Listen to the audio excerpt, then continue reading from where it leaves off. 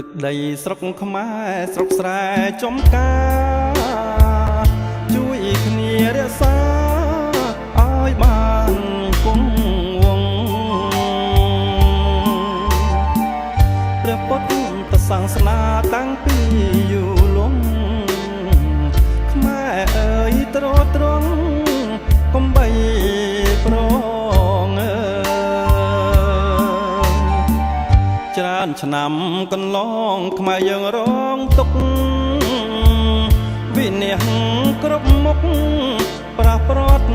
អស់ហើយខ្លាំងភ្លេចព្រះពុទ្ធសាសនាអស់ហើយភ្លេចគ្រាដើមឡើយខ្លួនឯងជាខ្មែរនៅចាំបានទេព្រះពុទ្ធបានផ្ដាំគុណលោកសែនធំគឺព្រះគុណម៉ែខ្មែរអើយចងចាំ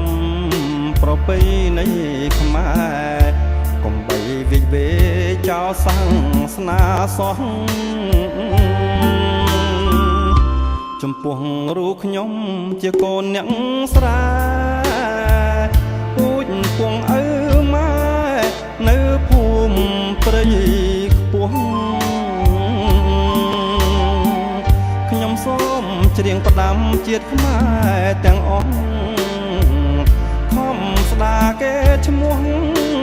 ព្រះពុទ្ធសាសនា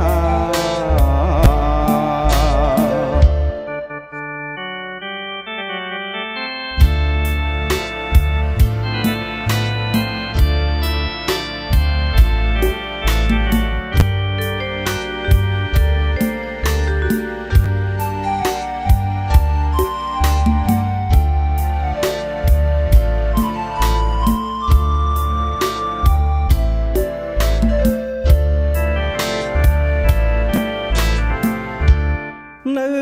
ចាំបានទេព្រះពុទ្ធបានផ្ដាំគុណលោកសែនធំគឺព្រះគុណម៉ែខ្មែរអើយចងចាំប្រពៃណីខ្មែរកុំបីវិវេចោលសាសនាសោះចំពោះរូបខ្ញុំ